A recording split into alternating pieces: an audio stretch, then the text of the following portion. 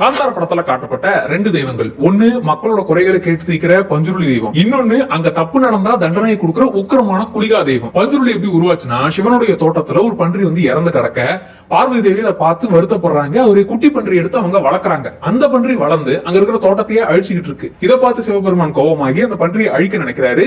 இல்ல இது நீங்க பண்ணக்கூடாதுன்னு பார்வதி தடுக்கவும், நீ இந்த மாதிரி நிலங்களை அழிக்கிற பன்றிகள் கிட்ட இருந்து மக்களை பாதுகாக்கணும், அங்கடி மக்களுக்கு காவல் தெய்வமா இருக்கணும்னு பஞ்சுருளியா ஆக்குறாரு. இப்ப குளிகாதேவம் எப்படி உருவாச்சுன்னா, சிவபெருமானுக்கு சாம்பல பார்வதி அவர்கள் எடுத்துட்டு போக அதுல ஒரு கல் இருந்து அந்த கல்லை தூக்கி போட அதுல இருந்து பிறந்ததுதான் குளிகா. விஷ்ணுவுக்கு சேவை செய்யணும்னு அந்த குளிகாவை அனுப்பவும் அங்க அது அடங்காத பசியில சூரியனே சாப்பிட நினைக்குது.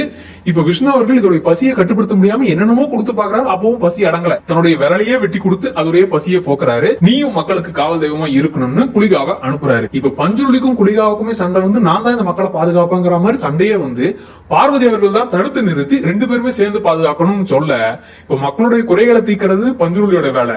அங்க ஏதாச்சும் அநியாயம் நடந்தா அதை தட்டி கேட்கறது குளிகாவுடைய வேலை. இப்படி வருஷா வருஷம் பூதகோளா நடத்தி பஞ்சுருளிக்கு நன்றி செலுத்தி அதுல அவங்க உடம்புலயே பஞ்சுருளி வந்து இறங்கி இவங்களோட குறைகளை தீக்கிறதா அவங்க நம்புறாங்க.